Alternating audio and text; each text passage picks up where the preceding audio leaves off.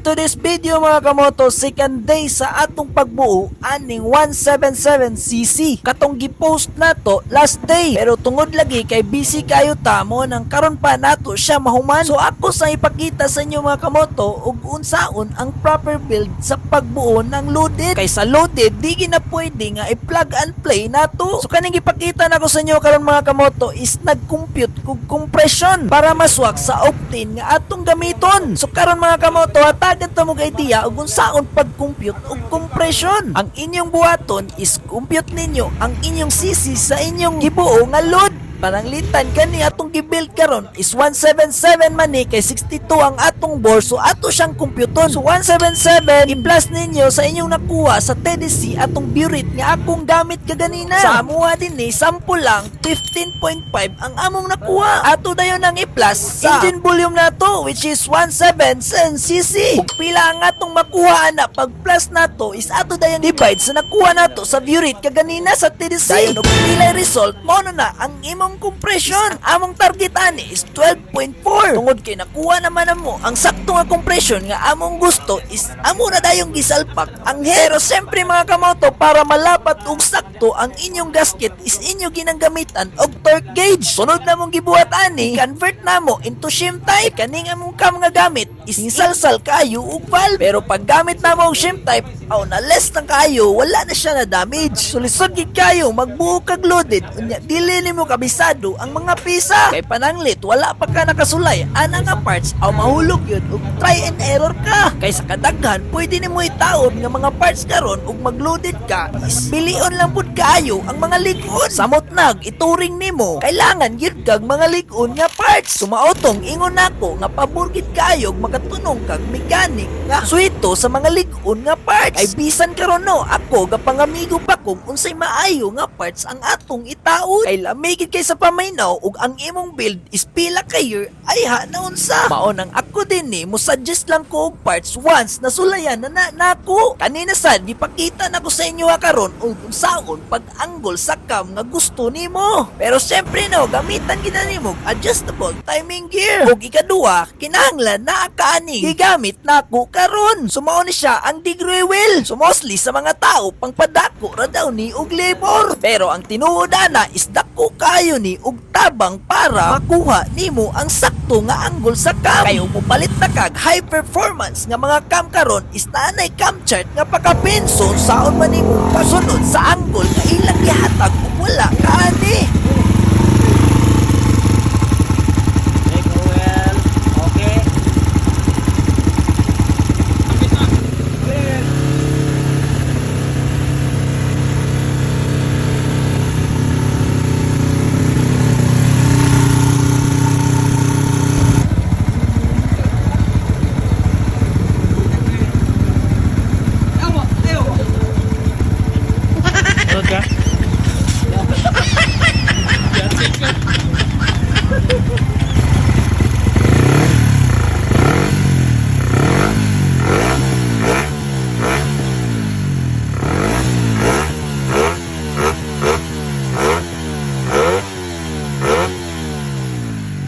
Okay mga kamoto, katong gusto mag-upgrade unya wala pay GCash, mag-login ug mag-register lang mo diri sa Wigo Plus. So ibukatan na kong link diya sa comment section, very responsible lang ta. So try na tong dula ning Super Ace. So continue lang na to, ato lang ituplo ko ng continue. Okay, play na to.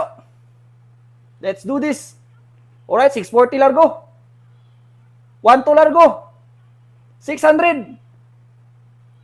600 na sad. 400. 27. 4,000. Grabe.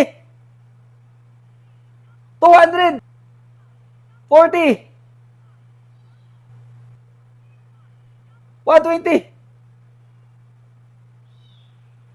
Matik ng kwarta.